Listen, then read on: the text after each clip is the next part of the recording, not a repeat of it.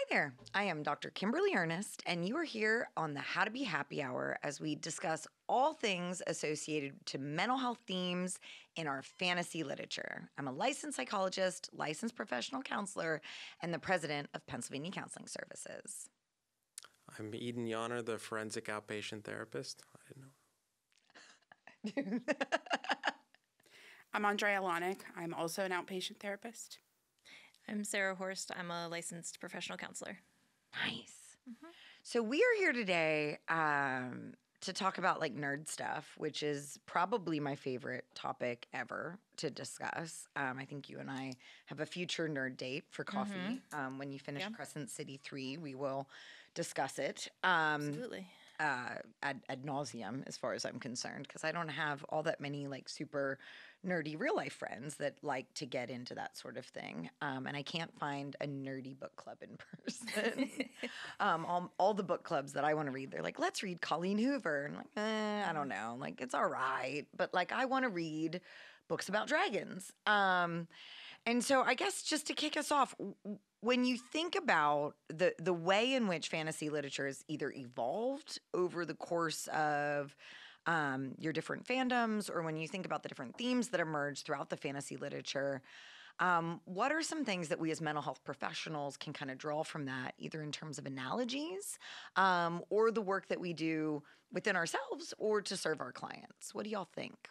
I think in a lot of like Sarah J. Maas books, there's consistent themes of like grief and their trauma, but also post-traumatic growth. Yeah. And I know for me, it can be helpful to kind of like ground myself in that when I'm finding myself feeling like kind of stuck, and see like, okay, well, you do have to really have a lot of these adverse experiences, and then kind of perspective is, and how you shift that is how you grow from it.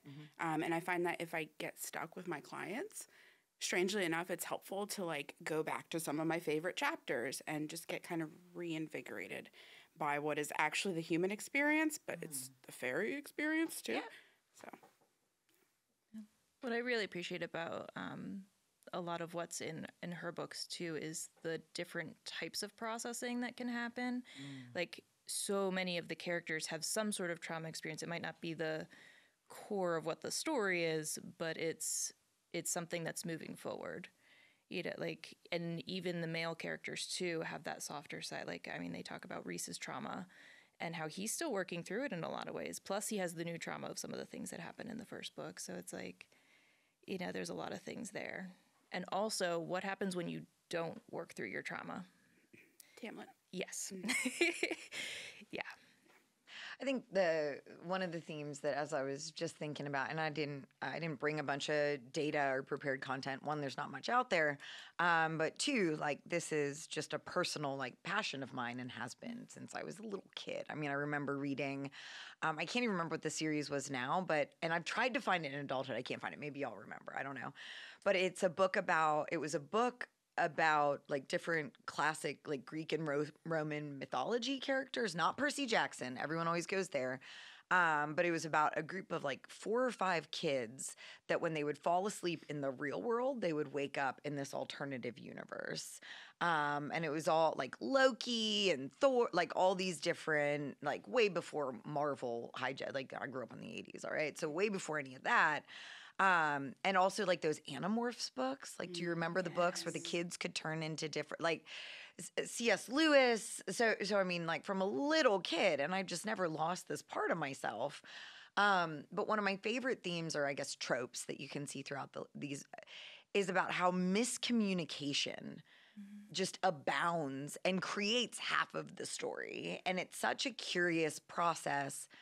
Like in the work that I do, which is now shifting more and more into the zone of like couples and family therapy, but also in my leadership. Like there's so often that I sit down with 2 different leaders that are seeing things differently, and it's breeding like some conflict or tension within a team. And it's like, man, if y'all just like fucking talk to one another. Like, have you thought about like just showing up and being a person and saying, this is how I feel. How do you feel? Like, and so often in so many of these different stories, if you could get the characters in a room and create a context of safety in which they could tell their own personal truth as they see it, they would no longer be there constructing a narrative that, one, like some of my favorite fantasy novels are the ones that jump between perspectives.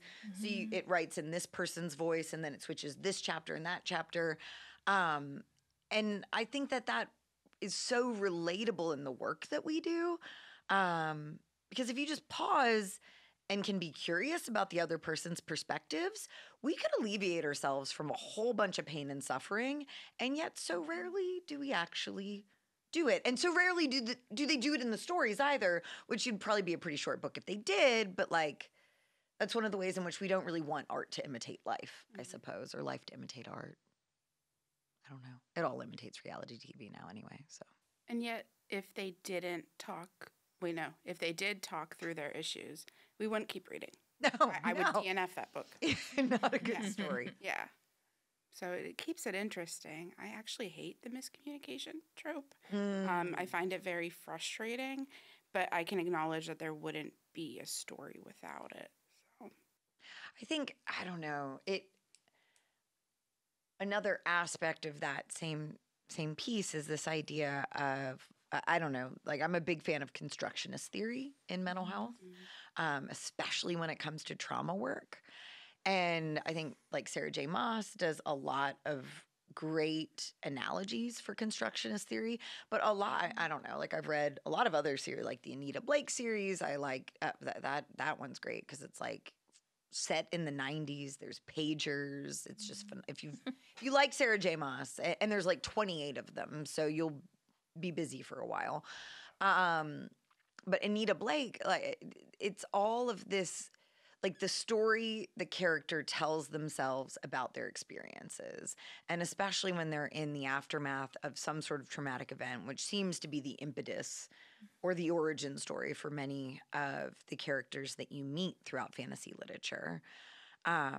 It's unpacking the story that they're telling about their story and the way in which throughout their recovery, one of the consistent pieces of that is a retelling of their story through a different lens and through a different light. So instead of it being a story of disempowerment, instead of it being a story of victimization or insecurity or powerlessness or helplessness or hopelessness, they integrate that new information and create a new way to look at their traumatic narrative. And I think that is so often the work I'm doing therapeutically to help couples, families, individuals find a different story to tell. And to lean in with like curiosity and tentativeness instead of being the victim to the narrative that they've already written for themselves. And it happens so beautifully, like in fantasy literature, but I want to take that and apply it to some of the therapeutic work that we do. I think something kind of building off of that I was thinking about is I feel like something that's become more popular are books, series in which the environment, the stakes feel a lot more real because more characters they die, right? Yeah. Or are harmed, right? Game of Thrones. Sure, that's a great example. And I think that's something that was missing before. People would feel as though they were plot armor or something that would keep the main protagonist or series of protagonists from, truly being harmed or defeated in some way, right? But with this new, or with many more of these becoming more popular, I think what you see is these characters who will develop strategies for survival within dangerous environments. And I feel like it's very relatable to a lot of clients I've had because in real life, right, people do as they're growing up, as they develop into adults, right, and then throughout their life, they carry with them these strategies for survival. And again, that's something that we talk about a lot with trauma, is this idea that sometimes the dangerous environment a child grows up in, they learn how to survive in it, and then they carry with them all these tools for survival into their adult life, and they don't really need them anymore, but they're still using them. So yeah, I think that's something that a lot of them have been able to relate to. And as I've been working, I've heard about, right, I've heard people kind of relate to is that idea. No, I love like that, the letting go of the tools that no longer serve you mentality. And I think that is a theme that emerges throughout the fantasy literature and also emerges in almost every single one of my therapeutic sessions. Like, it's like, man, I see how you developed that strategy of coping. Like, it makes sense. I understand why. And I mean, I remember when I was doing a lot more substance use work, it was that belief of like, there's a lot of guilt and shame surrounding their substance use, obviously. And for many of them, the use of substances is what allowed them to get to the next checkpoint. Like, had they not used substances, I mean, would they have died by suicide? Would they be here today? And recognizing that, yeah, the substances can kill them as well, and comes with their own host of challenges. But this idea of,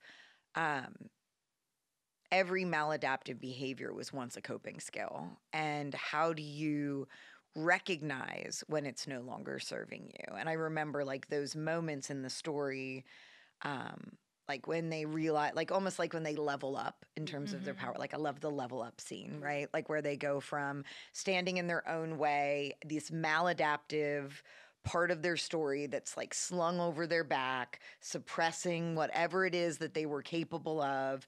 And then they like turn back and look at that part of their story and like, not today, Satan, we're moving forward. And there's like that leveling up in their power and their character. And I see that in the work that I do therapeutically. I see it in the supervision I do. Like, there are times where I'm working with, especially my supervisees. Like, it's so cool to see a supervisee like fucking level up, like something they've struggled with, a challenge that they've had. And then all of a sudden they're like, you know what? I figured out, I've got it. And you see it like that problem fall off of them. And it's not like certain circumstances can't ever pull it back. Because I think in the right series of events, you can always be more sensitive to certain challenges, even those you've overcome. But I don't know. It's my favorite part of doing therapy. It's my favorite part of doing supervision, is that moment where you see them like turn back, face whatever they've been dragging behind them, and say like, no more. Like, you don't have power here anymore. Walk away. And I love those scenes in a good fantasy story as well. I think that seems like every comic book character, right? Someone who didn't have power, and because of it, right, something tragic happens to them, and so they gain the power to overcome whatever evil, right, created that initial loss, hurt, right? And I think that's why it's so relatable to a lot of people. So if you had a power, what would it be? I don't know how much this relates to what I was saying, but I would choose teleportation. Okay. What about y'all? I don't know. It's a tough one. I think superpowers are always an interesting selection. You would choose teleportation. I'm not proud of this, but like I joke that I'm like a fire type Pokemon. Okay. Like, that would be can I burn it? Yeah, I'll take it. That sounds good. But teleportation would be really cool too. Yeah. Definitely not mind reading. I've thought about it a lot. The one I definitely wouldn't pick would be mind reading. I think that would be a cool one. Really? Yeah. Always? I mean, I would hope I could turn it off and on. Right? Like, had you ever True Blood, the Sookie Stackhouse? You never watched? It's I don't know. Oh God, that's a good series. You should read it. But it was also an HBO series for a while. And like the first two seasons are good, and then after that, the books stay good the whole time though. But yeah, like the Sookie Stackhouse series, she can read minds. That's the whole part of her story. And it's just about how horrible it is to be able to hear what people are thinking about you all the time. Because like a lot of people inhibit, and it's good that they do. You don't want to know those pieces. And so she struggles with her own mental health stuff based on the voices she's always hearing, which aren't really voices, but other people's internal dialogue. I think that's the thing with any superpower you would choose, is like the caveat is that you can't just turn it off. So yeah, mind reading would not be fun. I think illusions would be pretty cool. Like being able to just like cast an illusion, like if you're in a dangerous situation, to like convince the enemy. There's a bear here. There's a bear here, right? And then I can just skedaddle over there out of danger. Yeah. I'm just thinking about the potential downsides to all of these now. To all of these. There's downside. I mean, what is the shortcoming? Right? With all superpower, with great power comes great responsibility. Like, there's a lot of possible possible downsides there. But I think to not completely derail the point that you were making, but I did become instantly curious about it, and my squirrel mind wanted to know. Um, how do we then take this newfound power and not allow it to turn into a liability? Because how often do we also see that within trauma narratives? Like, okay, I need to, when I'm working with a lot of clients that overcome stories about trauma, trauma impacts your beliefs about different things and changes fundamentally like some of your like somatic chemistry and changes some of the ways in which your biology responds to certain events. And with that also shifts the way you think about things. A lot of like the way safety, intimacy, power and control, like it, your own esteem, it really fundamentally can change certain perspectives for you, and sometimes in ways that are really helpful, and then in other times in ways that could be helpful in certain circumstances. But when more power is attributed there, like when taken too far, it now becomes a liability. Like to be a fire type Pokemon, as much fun as it would be, definitely see the downsides of fire type Pokemon. Sure. Yeah, so one of the things I was thinking about as you started saying that was power and control. I feel like within a lot of narratives that involve somebody who's they don't have power or control in their environment, and so they spend their life seeking it in various ways. As they become an adult and they gain it, right? They go out into the real world and they gain it within their work, within their real life relationships with other people. It's interesting to see what they begin to do with it, right? Because if I haven't had it forever and I suddenly have it, right? It's like we're talking about now. It's not, they can't burn a city down with it, right?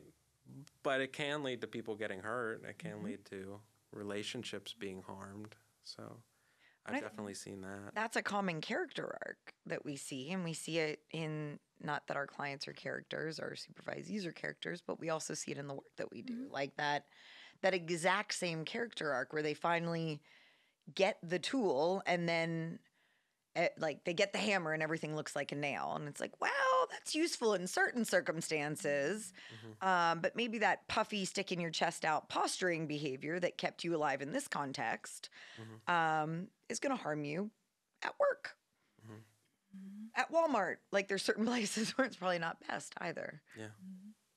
Yeah, now everybody that gets on my nerves, I can fire. I don't have to deal with, right? And I have absolute control.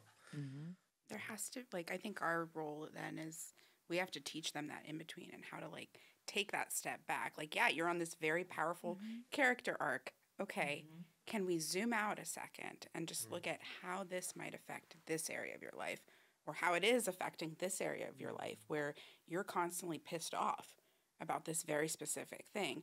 How is your kind of power and control here, like your perspective of that, how is that affecting why you're so angry about it? I think one of the most interesting things that I've seen more recently, it's come up several times for me within sessions with clients, is this idea that people who will develop relationships with people, friendships, right? And then within these friendships, an issue will occur, and they will be asked in some way, right, to make some changes to their behavior, how they're interacting with people, and then they will just immediately sever all of those relationships, right?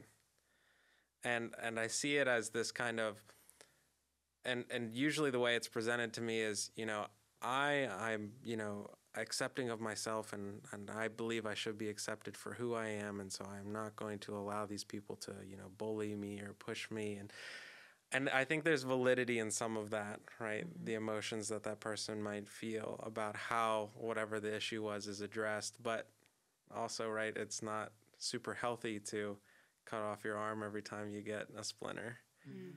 So using the power, using the power effectively, it's difficult. It's definitely difficult. And I think people learn through trial and error so often that there's no real guidebook.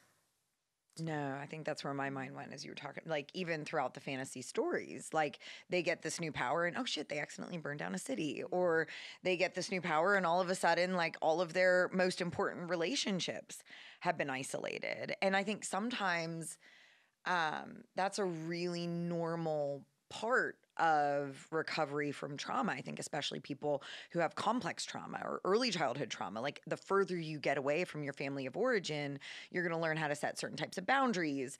There might be instances where people are like, wait a minute, you can't change. Like, you can't change and leave me. Come on back. Let me keep you stuck in these maladaptive relationship patterns we had found ourselves within for so many years.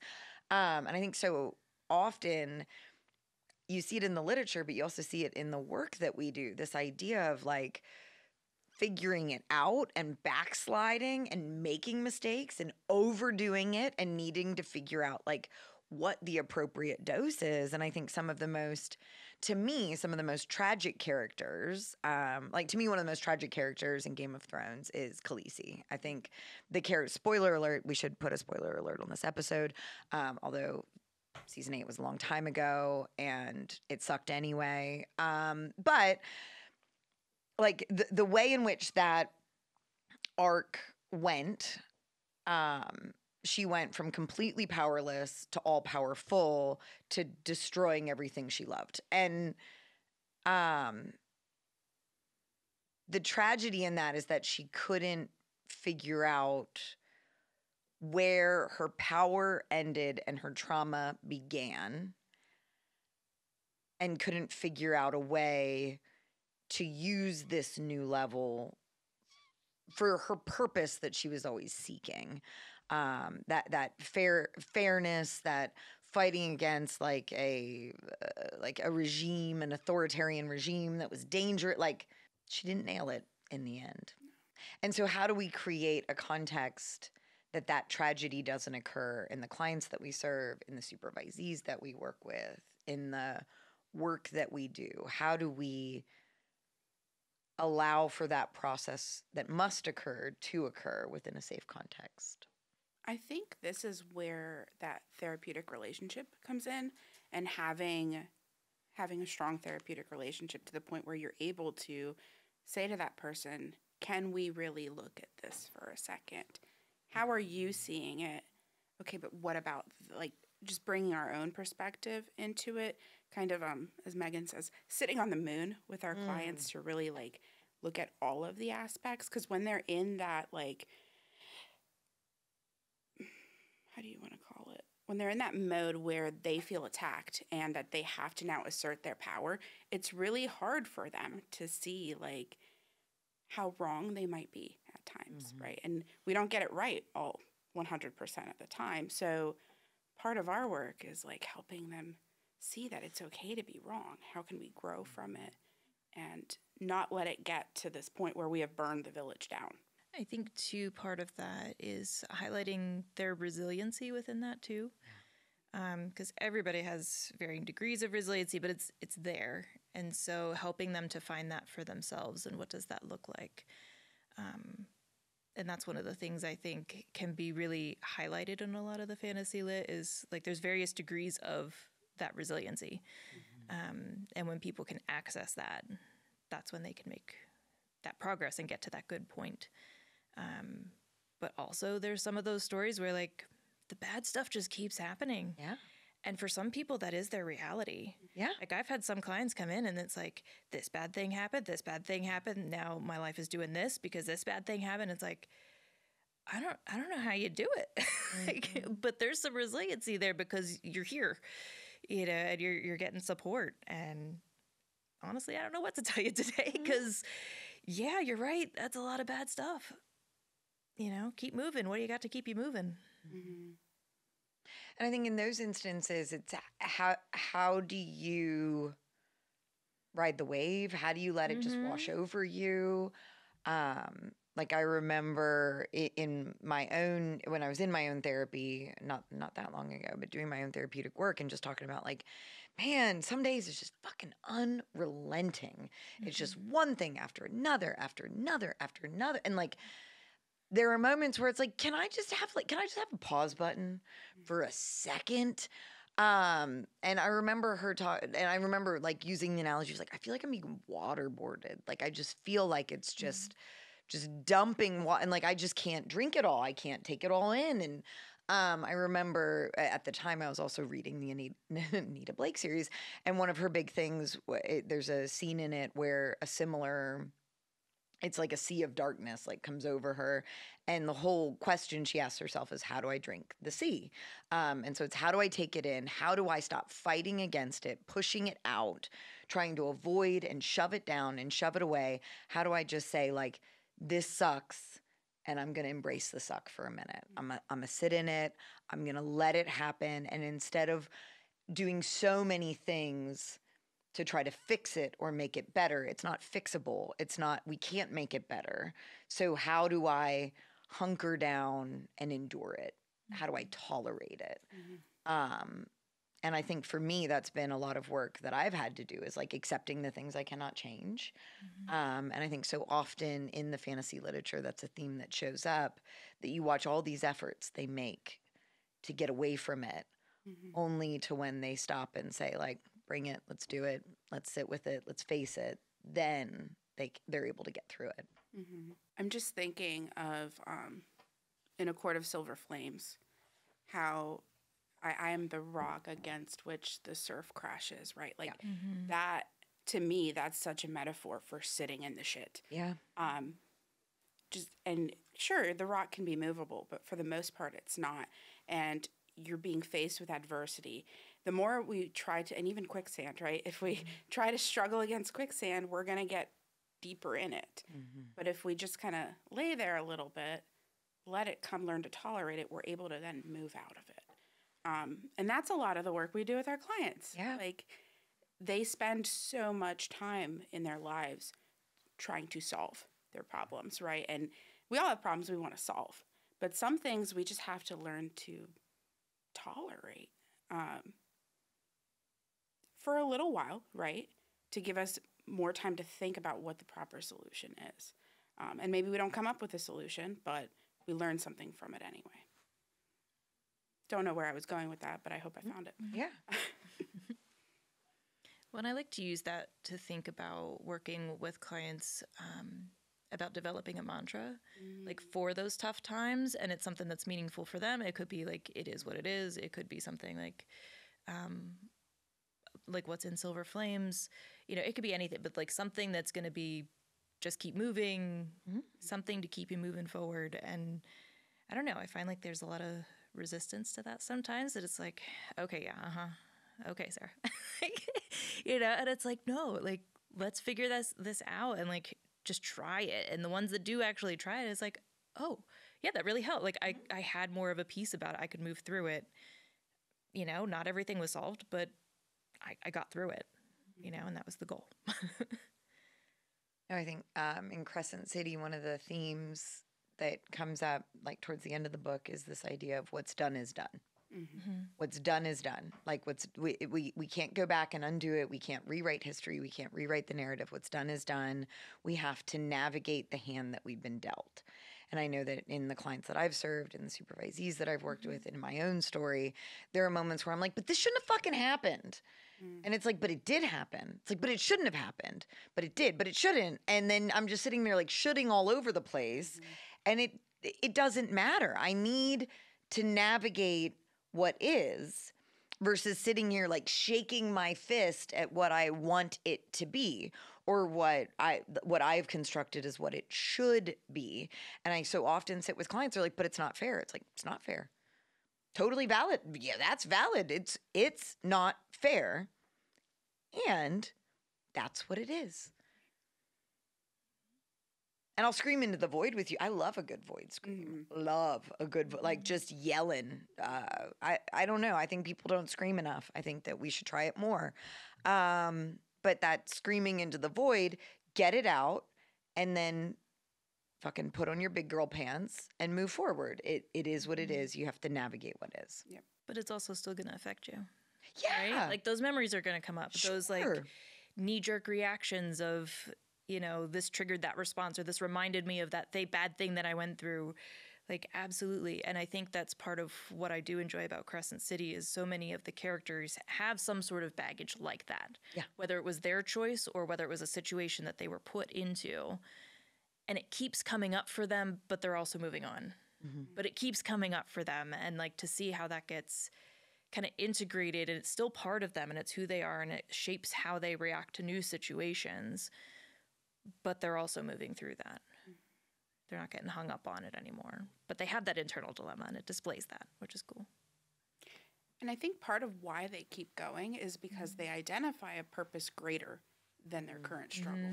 And I think, like, that is also part of our role, right? Like, with our clients, like, here's this narrative that you have that, quite frankly, a lot of it has sucked, right? But what can we, like, gain from this? And where do you go in your future? Like, what is your forward movement?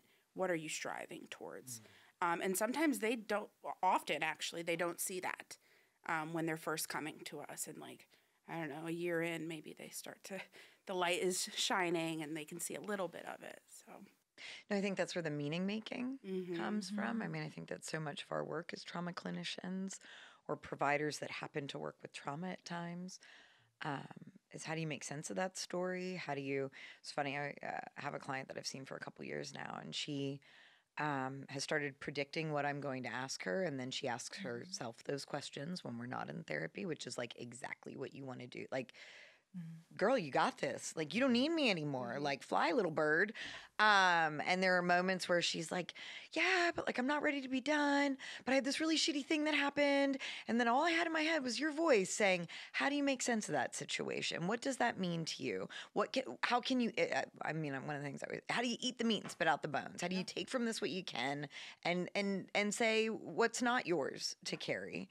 And she's like, so I asked myself those questions and these are my answers. And like, I'm just silent the whole flipping session. I'm just like, like minimal encouragers now. I think so often that's the piece. Like, how do you tie this to that greater purpose? How do you make sense of it? And how do you find a way to endure? And I think when purpose is a part of that, or your values or your due north or that thing you're driving towards, when you can anchor your work in that, I think we're capable of a whole lot of shit. I think that really expands our capacity for both tolerance, but also like our ability, like we're made to do good. Like it expands our tolerance or our capacity for goodness as well when we can be there. What character from the literature do you most readily identify with? First that comes to mind for me is Harmony. Okay. More because of the studiousness and like that drive to like, gotta be perfect, gotta do the things, gotta get the grade. I think in some ways, Aelin from Throne of Glass, in some ways. And the reason for that is because there are times where she will be overconfident and then it turns into hubris. And then she needs to kind of use the people around her to bring her back down. And I know that for me, sometimes I can fly a little bit too close to the sun and need that reminder to like use my supports to like ground myself.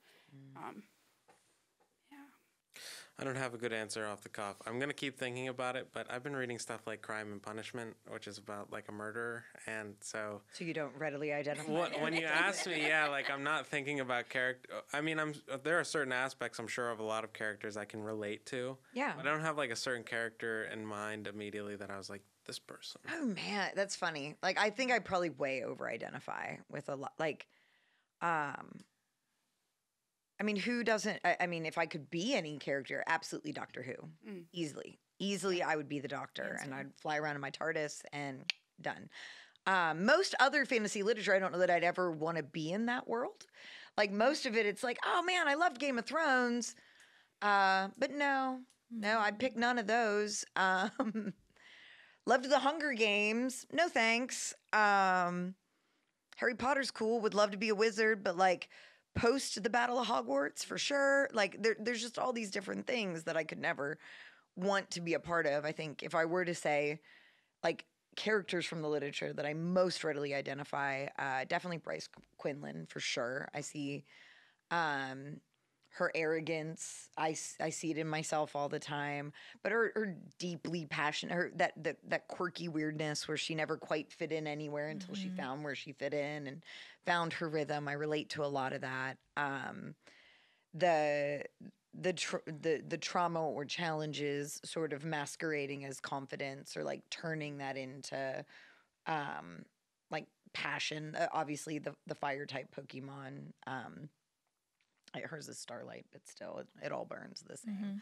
And I think I often relate to the character arc of Khaleesi. And not that I've burnt my city, but I also know that when it comes to my own risks, that's the character I would be most at risk of becoming. And I remember, like, I did a leadership on this a couple months ago, but kind of unpacking how did she go from like season 4 Khaleesi to season 8 Khaleesi. And when you start to unpack those pieces, like she lost 3 of her most important supports.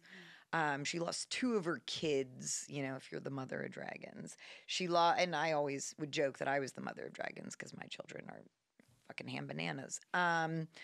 And all these different parts of her story took her from being like the heroine that you wanted to like the villain of King's Landing. And how do you have that character arc? So I would say like I relate to that part of her. Of course, I mean everyone wants to be Katniss Everdeen, like good with a bow, sweet ass braid, dismantling the patriarchy and the hierarchical systems that keep people in class systems and stuck.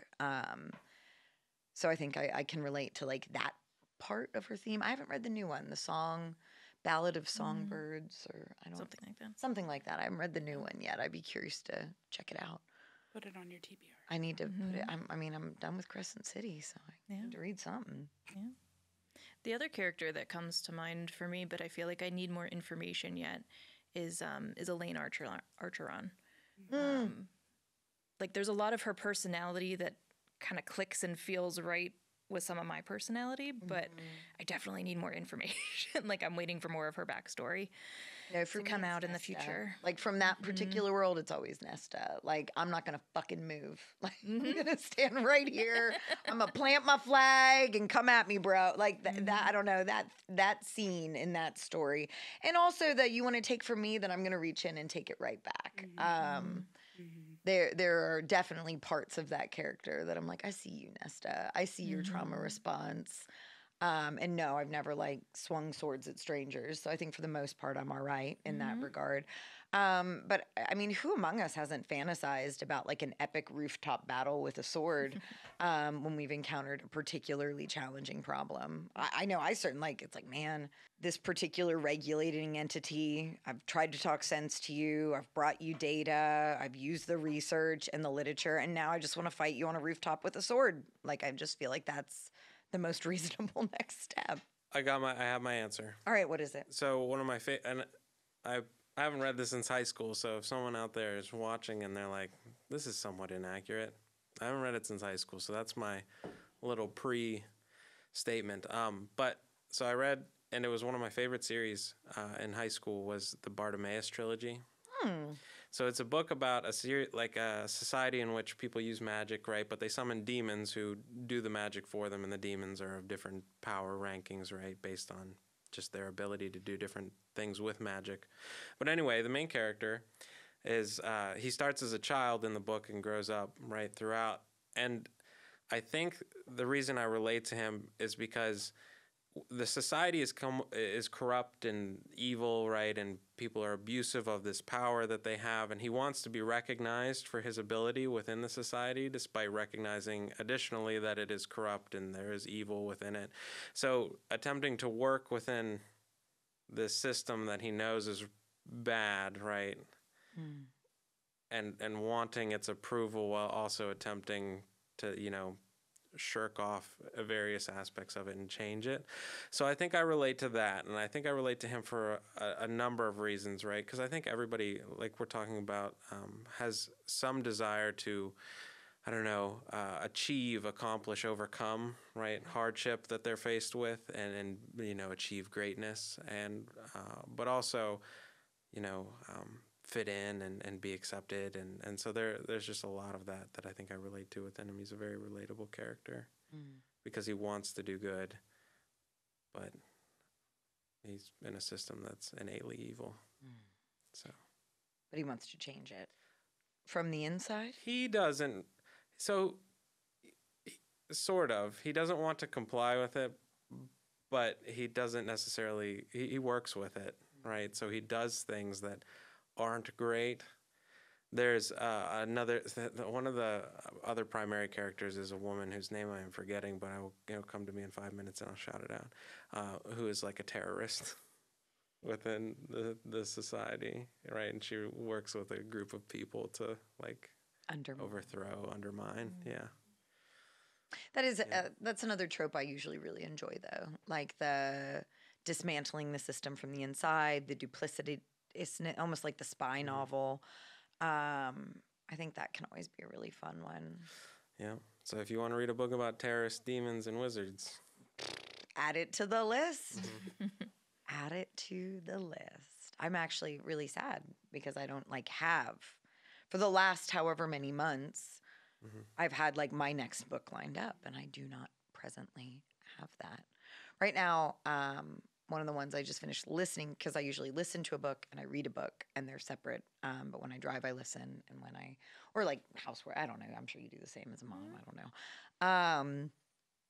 But on my Libby account, I just finished, and it's not fantasy, but it's not reality. It's got a Hunger Gamesy, post-apocalyptic type narrative called Chain Gang All-Stars. If you've not read it, it's quite good. But it's essentially a commentary on the criminal justice system and, the inherent systemic racism and all those different pieces. Fantastic. It will change your perspective. I believe it changed mine. It didn't. It reinforced a perspective that I believed, but it was oh shit. I sometimes let that perspective fade from importance because I don't, you can't hold it all at once. But it's a very fascinating storyline, plot line, essentially where it's like a Colosseum style story where you have to fight to the death to get yourself out of the criminal justice system. And obviously, many of the protagonists are Black and brown characters, as with the U.S. prison population. So there's a lot of overlap there, but it's quite good. But that's what sort of leads me to that inherent evil, or that evil system or evil hierarchy, like Hunger Games style, or if y'all are not Game of Thrones, Doctor Who fans, like the series of episodes surrounding the Star Whales, where once you look behind the curtain and really know what happens, and how the human beings are using the Star Whales, that you can't unknow it then. And it's that idea that once you really have that perspective shifted, there's no way to ever take your perspective back to what it was. And once you start to notice, for me, it's been noticing the inequities in our systems, in our mental health systems, in our accessibility to treatment for our most traditionally disenfranchised populations. That's why I first got so passionate about working with forensic populations, because that's one that most people won't work with, or, there are memes, save a deer, hunt a sex offender, all kinds of different things. So a population of human that we've decided isn't worthy, systemically always has piqued my interest professionally. But also those tropes always appeal to me as well. Do we have a least favorite trope in the fantasy literature? I don't know, but I will real quickly say that I really appreciate books that write evil or bad characters well. If I truly hate or truly want someone to perish or die within a book or a movie or whatever, I think they've done a good job. I think that's hard to do well. I feel like George R.R. Martin does a really good job. The Joffrey one's pretty classic. If you have someone abuse and hurt people enough. Ramsay Bolton? Yeah, I mean, you have someone abuse and hurt people enough, people won't like them. That's a good way to do it. I love a good morally gray character as well. Yeah. Right to the heart. Yeah. Yeah, I love a good morally gray character. I love, like, I know I shouldn't like this character as much as I do. It's relatable. But yeah, there's that life is darkness in gray. life. Like, yeah, We're not always the righteous protagonist who does good. we like to be. Yeah. Yeah, I'll commonly say to my clients, we are the hero of our own stories, Yeah. right? And we want to be. So picturing ourselves sometimes as the villain is difficult. Picturing ourselves as the morally gray character is sometimes also difficult, especially when we're passionate about whatever the situation is. But I think it's necessary. Mm-hmm. Like, I think that's the necessary part. Like, that's one of the ways, like we were talking about a few minutes ago, how you go too far. I think that's one of the ways you guard against the too far, is that, like, recognizing that all of us as heroes of our own story are also morally gray. And we have different levels of gray, right? Just like there's different levels of gray in the real world. But we're capable of doing some darkness for the sake of the light at times, and to recognize that and attend to that. I think that's why morally gray characters are so appealing, is that it normalizes that okay, you can be this person who's done some pretty crappy stuff, but hey, here's like this handful of times where you showed up and you saved the day, and maybe didn't even go as far as to save the day, but did some really good things. So, like, to be morally gray is to be human, right? We can't always strive to be a hero, and we're always going to be a villain in somebody's story. And you're right, it is hard for clients to accept a lot of that. Yeah, I'm thinking about like moral conflicts now. And so I was also thinking about like characters I relate to. And so I was thinking about the Edge Chronicles, which is a series I also read when I was a kid, right? It's like a young adult fantasy series about a world that exists on like this giant cliff face, essentially, right? It's a giant ledge.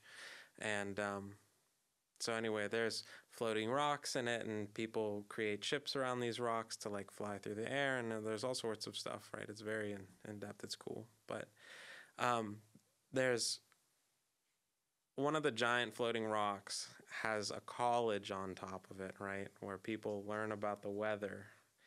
And that's like a big part of the story, is this city on this giant rock. But in order to keep the rock from flying into the sky and into forever, they have to get this substance that weighs a lot in darkness in order to weigh it down, and they keep it inside a chamber in the center of it, right? And so the main character goes on this, adventure, which like has all these other facets in it because it's over like 3 books, but to like find his father who captains one of these ships, and the substance that they get it comes from like lightning bolts that hit the ground in a special series of woods that have magical properties. And so they go and they fail, right?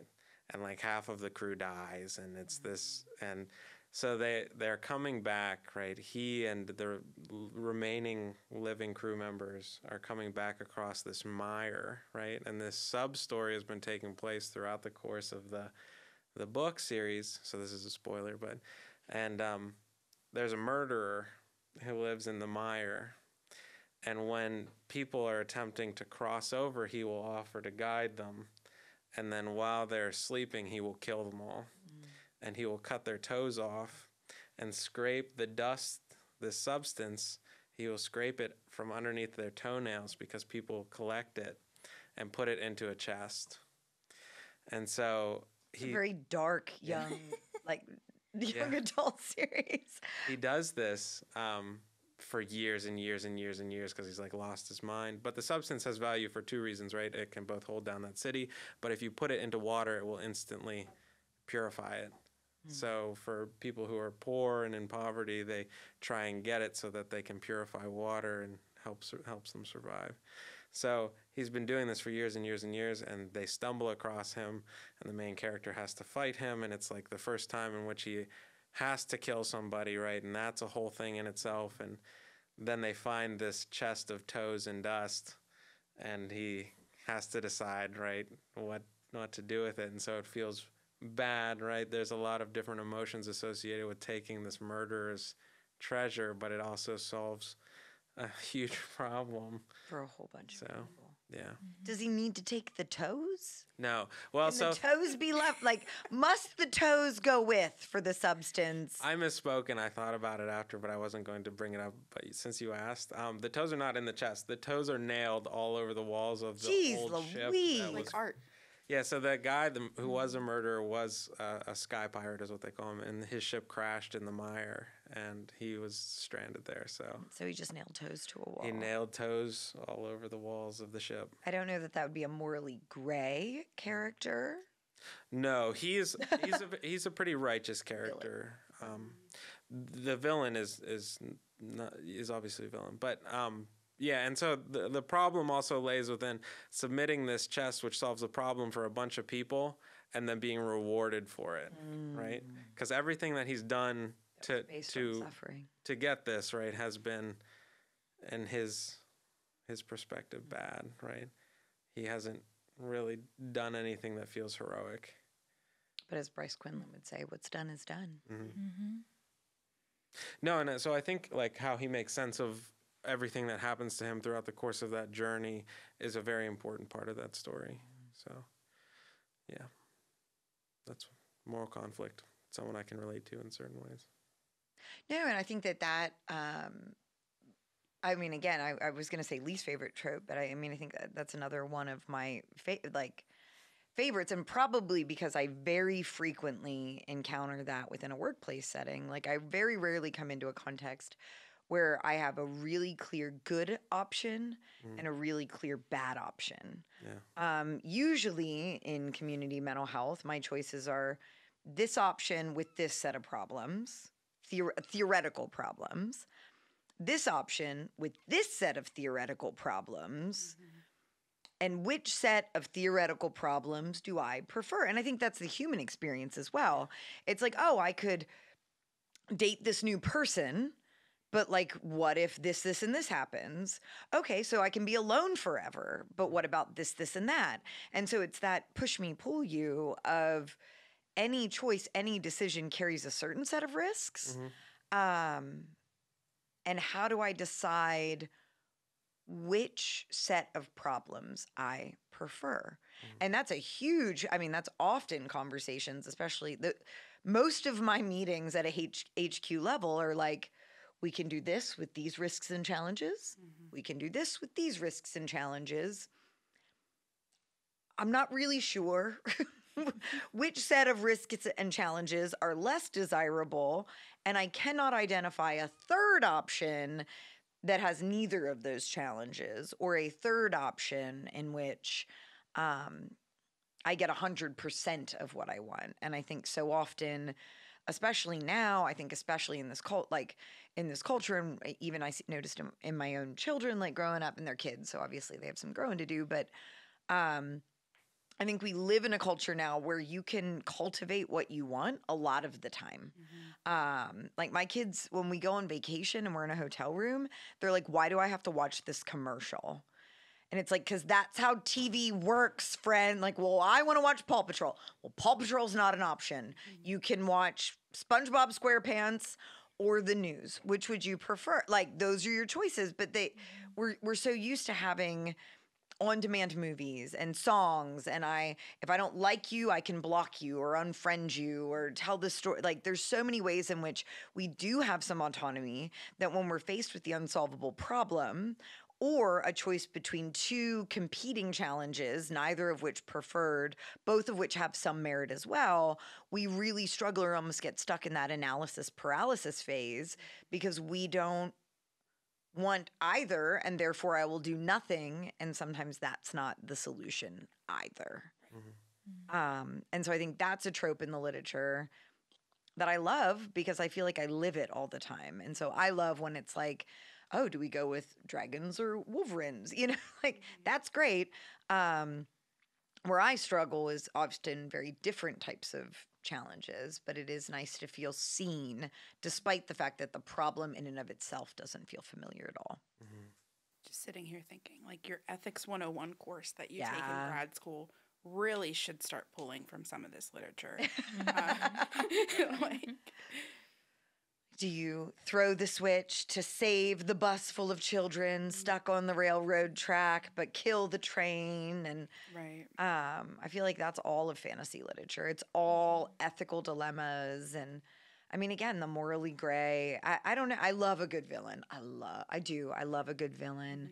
But I even think like in our most villainous stories, like I'm thinking about like the horror, like in horror stories, which is very different than fantasy themes. But when you think about like some of the horror movies, even think like more recent versions, like Freddy Krueger, like they're making him more complex than he ever was. Like, he's a complicated guy, Freddy. He deserves that story. Yeah, he does. He's They been all around do. long enough. He deserves the Yeah. story. Jason Voorhees, like this more complicated backstory narrative piece. That so often, I don't know though, I still love a really good villain, like a Joffrey or a Ramsay Bolton. Want to watch a really violent and disturbing movie with a great villain? Watch Apostle. Apostle. I think his name is Dan Stevens. He is the main character. He's the actor who plays the main character. It's really good. I love the movie. It's disturbing. You're gonna hate one of the characters. Go watch it. And then complain to me afterwards that I When I shouldn't can't have sleep. recommended it. After you recommend, what did you recommend to me? And I started watching. I was like, I don't think I can watch this. Oh, was it? Shoot, I was thinking about it earlier at the beginning of this. The movie with Joaquin Phoenix. Was that the movie? No, it was Okay. I recommended to a lot of people to watch Beau is Afraid. Beau is Afraid. No. Yeah, and that's a weird movie. I think it's great, but I know a lot of people. Do not think it's great. They'll just think it's very strange. I love a very strange movie. Watch Beau is Afraid. All right, I will watch it. No, it was The Patient. You had recommended yeah. The Patient to me, where Steve Carell's the psychologist that gets kidnapped by the serial killer. It's great. I got through episode 3, and I was like, can't do this. That's about as Yeah. far as I made it too. Episode 3, yeah, it was episode Bring 3. myself Have to to- start it. Get to see the Should've end of powered his through. moral and internal journey. No, I am the queen of like do not finish. If it's not serving me, or if it's freaking me out too much, or if it's getting to me, and it drives my husband I nuts. was gonna say, don't you want to know what happens? No, sometimes I'll read it. I'll Google. Oh, that's Yep, so I'll do it. horrible. I'll do it. And I will not finish my very favorite things. Dexter was my favorite series. I loved Dexter so much. I got so mad at the middle of the second to last season. I stopped watching and I Googled the end. And I never went back and I never saw it. It was a disappointing end. It was a disappointing end. And then, because I Googled it, so I know. But I wasn't wasting my time anymore watching it. But I did watch the new series, like with The Sun, when they revamped it. And that was the reparative experience I was looking for with Dexter. The new series was good. I chose not to watch it based on. You should watch it. If you loved Dexter, afterwards I was like, all right, yeah. I see you. Plus, I also like love Michael C. Hall, like in anything he's ever been in. But so I love Dexter. I also, I mean, I don't know, Severus Snape. Like, is one of my favorite morally gray characters. Like one of my, and it's funny because I read Harry Potter since I was a child. So I think Harry Potter came out, the very first book, when I was 12, and I grew up in a household that because of like our faith-based background, there were very complicated relationships with magic, right? Like, so I think even in the beginning, but also my parents' rule for me growing up, because I was such a voracious reader, and it's my rule for my kids, is that if you can read it, you can probably read it. Like, I'm not gonna, like, if you can read it and you want to read it, I will probably let you read it within reason. Like, there are some caveats to that, but within reason. And I think eventually either my parents told me I couldn't read it and I got it from a friend and did it anyway. I don't really remember, but I do remember my parents eventually taking me to the mall to get like book 2 or 3. So they weren't against it that long. But anyway, I digress. The part that strikes me now is I read it as a kid, I read it as a young adult, and now I'm rereading it to my kids and how different I feel about some of the characters. Have you had that process yet, that journey? I haven't yet. I haven't started it with her yet, but we'll probably do that over summer. How different I feel. Like there are moments where I'm like, Dumbledore, you dick, he's 12. Like, why are you putting this on a 12-year-old? Like that is, and like, oh my God, I loved Dumbledore. I wanted Dumbledore in my life. I wanted a Dumbledore to mentor me through my journey. And now I'm like, can you believe the pressure they are putting on these children? Like, Snape, I don't care that you loved his mom. That's weird. Don't take it out on an 11-year-old. Right. I don't know. So it is interesting. And I want to go back and when we're done, I think go back and read the Chronicles of Narnia because I remember reading that growing up with my dad, and I'd be interested to reread it with my kids now, and just see if some of that, like, does it hold up from the parental perspective than from. That one I felt like did. Did read through that. You read yeah. that? Okay, that's next Yeah. on our list. Yeah, that one I felt pretty like, oh yeah, this is nice. But I think it is that I don't know, like it's a very classic good versus evil story. Yeah. So I don't know, like that's hard to I don't know, it hits all the all or nothings. Yeah. Boxes. And everything's okay in the end. Yes, and everything works out perfectly fine. And they tell you that in Harry Potter, but like there's a lot of loss along the way and it's like not okay. But isn't the last line of Harry Potter and all was well or all was good? So, yeah.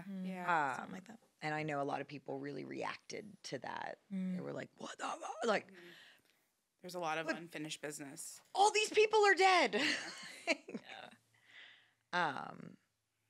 So there is a lot of more, and I think that different phases of life and different seasons, you look back and you see these stories differently.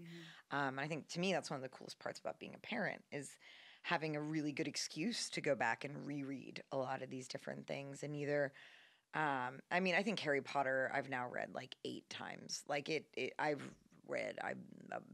a Harry Potter Christmas. I'm a huge Potter nerd. I've just always been.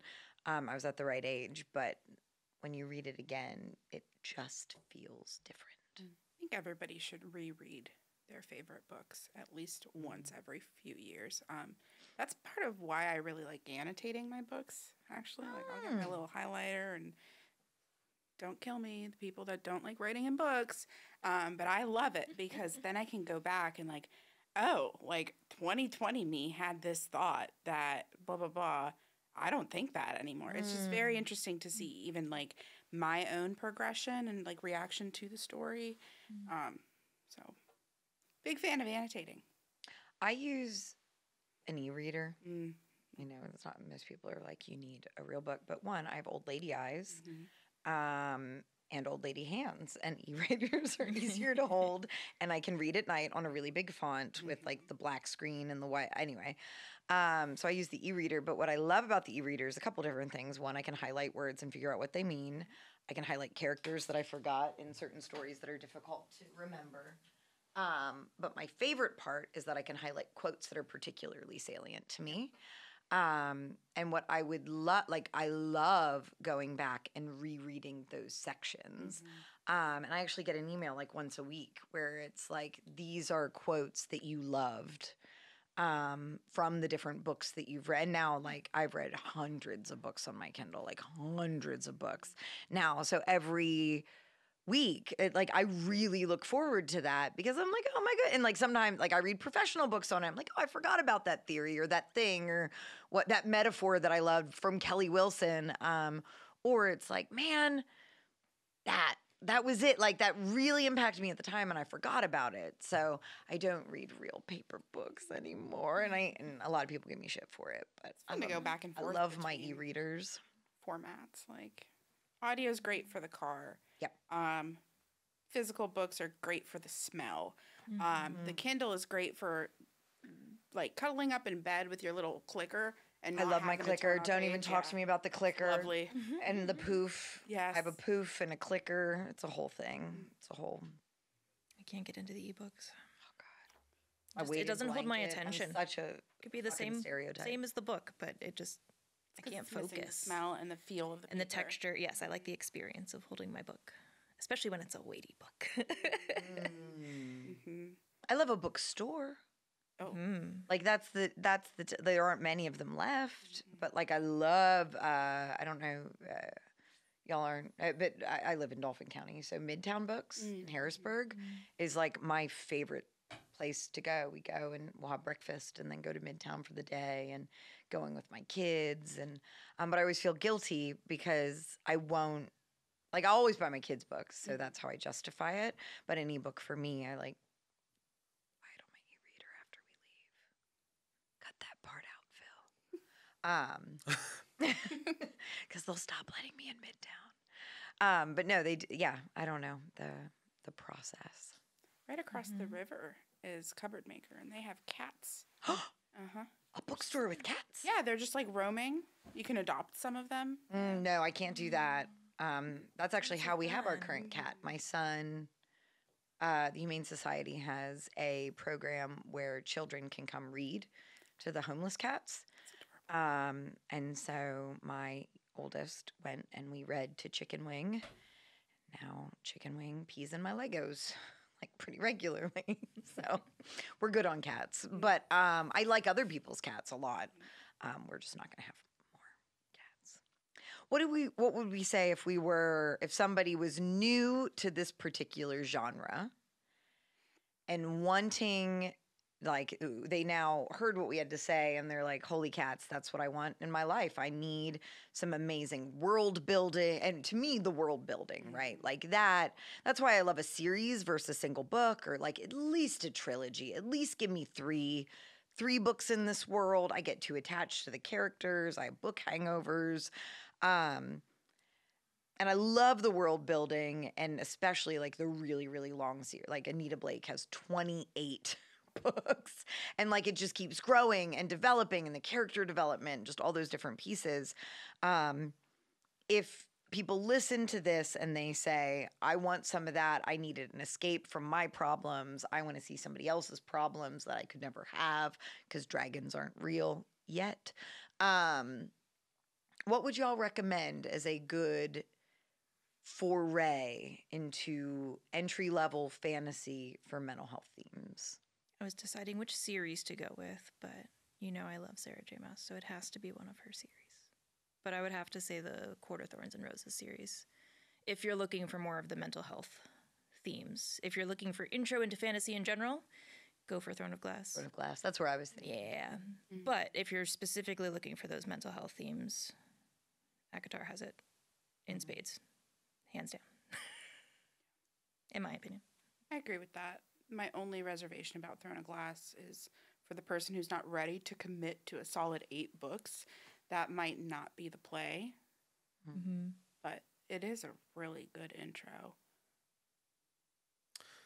The Wheel of Time is really popular, but I've heard that it takes like 7 books before you really start to like it. The series picks up, so I wouldn't recommend maybe starting there. No, or Game of Thrones. I mean, everyone's like Game of Thrones and then how many people tried to read Game of Thrones after the show came out? And then stopped. And then so I needed a spreadsheet. I legit had a spreadsheet of like who was what in which place and who was engaging in what violent act against whom. Because there's 8 million characters. But his world building is incredible. And because you mentioned Wheel of Time. Right, yeah. Thinking about Brandon Sanderson, wouldn't recommend starting with like Mistborn or the Stormlight Archives, but I think his newer like Kickstarter novels are a really good like teaser of what fantasy is. So maybe start there and then move to Mistborn or the Stormlight Archives, because they're just heavy as far as like world building. And if you're not used to fantasy, it might be like unappealing. Maybe Andy Weir too. Or Neil Gaiman. Yeah. Golly, like college.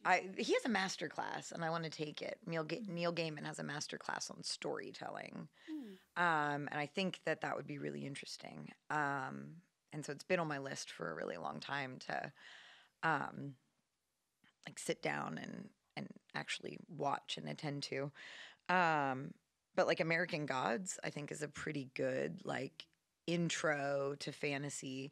Definitely mental health themes. Definitely that component of like your greatest strength can also be your greatest Achilles heel kind of theme.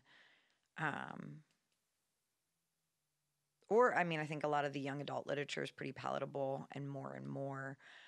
Like I'm thinking Percy Jackson is a great series when it comes to a lot of more common like challenges, more normative challenges that I think in that coming of age season of life that people are still trying to make sense of. I would say that would probably be a good fit as well. If you could exist within any of the fantasy literature, is there any you would pick? Yes, but with like an asterisk. So in the ACOTAR world, I wouldn't want to live in any of the worlds other than the timeline of A Court of Frost and Starlight, which no one likes to read that book. They think you can A lot of people say you skip it, yeah. It's lovely. I think it's such a nice, like, post-war, like, breather. So I would love to live there. I'm happy where I'm at. Yeah. No. Well, because in fantasy, most of the time it's not best to be female. So I can't say that I would elect for that. Or to be human if there's non-human. Or to be human, characters. right? So, yeah, I don't know. It's taken me a while to acclimate to this world. A whole nother one. Still haven't figured it out. There's just other challenge. Yeah, I'm all right here. Yeah. So maybe not live in it, but take a vacation too. Maybe a visit. I don't even know, though. Yeah, I don't know either. I just kept thinking, like, there's all this, like, bloodshed and war and disease and all of these books and stuff I read, and I'm like, I don't. Nah. Yeah. If I could be Fae and go to Valeris, I Okay. think that would be nice. That's what I was, when she said vacation, They have it pretty I was good like, there. maybe there are good spots. Yeah. I just have to figure out what those are. You don't have to stay for long. Yeah. The weekend. I'll go to one of those feasts at Hogwarts. Oh, where there you the go. table just keeps refilling. The pumpkin juice. There you go. Yeah, for sure. Christmas at Hogwarts, I think, would be nice. Yeah. We'll go to the candy shop and eat weird stuff. Eat weird stuff. Yeah. So that would work. We didn't have questions submitted for this particular series, so I don't have questions to kind of bring us home, but I've asked a couple throughout based on my own curiosities. And we do not have a last call here today because I've decided there's nothing I don't like about fantasy literature. It's all perfect. It's great. There's no common themes that need to see itself out, other than maybe people making fun of the nerds among us that really enjoy it. I think fantasy is becoming much more mainstream. And so maybe we need to have a little bit more space and grace for those of us who are adults that, you know, someday will get a Harry Potter tattoo. I think what's great about fantasy is there's something for everybody out there, right? It can be as wild or tame as you want it to be. And I think I like the breadth of it as well. Like I really enjoy reading a series that's set more in modern times, and they have like cell phones and guns, but also shapeshifters and you know, little otters that wear little orange vests and deliver your mail. Like there's just so many things that I can love about it. And then I love a good like traveling, like Outlander, like a good traveling through time and space and the greatest love of time. I would say I asked earlier about your least favorite trope, and I would say my least favorite trope is probably enemies to lovers within the fantasy literature. I'm just not here for it. Like I don't. I like enemies to friends. Like I like when and it's usually two female characters, and I see this a lot in female relationships in general, where they both like plant their flag and decide we're gonna hate each other, and then it's like, hey man, like you guys are the same people, so you should probably work that out. And then they do, and then they join forces, and they're way cooler than they ever could be before that. But enemies to lovers, not my thing. I don't know why. Feels too predictable. It's a big beef I have with the Hobbit. Yeah, Those movies. It's forced. it's What forced. are we doing? Mm. The dwarf and love, elf love thing. Yeah, Yeah. It's, nope, can't get behind that. Yeah, forced proximity. Yeah. That trope. It's Mm. way too predictable. And the one bed, Oh yeah. you know, contemporary romance stuff here. We know what's going to happen. Just like, But leave it why out. is there not a second bed Right, option? you're There- adding like there's in. always you're Like, adding in. come Get on. another room. I Like, don't know. go sleep outside. If you really hate each Sleep other, with the just go sleep horses. outside. Yeah. Yeah, no, I think that that's another pretty exhaustive trope that I don't always enjoy. Um, but I do. I mean, I don't know. Like you brought up The Hobbit and that series. Gosh, I mean, my favorite character is Gollum. Like in all of it, like the precious, like I love it, and I love, and I feel like Gollum sometimes, like with my little treasures and my things. My husband calls me the book dragon because I collect books that I never read and I hoard them, and like that's my those are my treasures. But I think that there is that aspect of obsession, an obsession that drives you to madness that sometimes I can find relatable. I think I always pull back before the madness sets in. But I definitely can see how one can drive themselves crazy with their own passion towards an entity, a thing. So, anything left unsaid before we wind it down here today? We have a couple upcoming podcasts here on the How to Be Happy Hour. I think we are coming back to the studio in a couple weeks to film one on physical movement and mental health. After that, we're going to look at how creativity impacts mental health. I think we will also be doing one on social media and mental health. There's a few others that I've got percolating. For any of those, we accept questions for those at kim@howtobehappyhour.com. We also take suggestions for topics, so you can send that to the exact same place. But before we wind down, anything left unsaid here today? Well, then thank y'all. And thank you.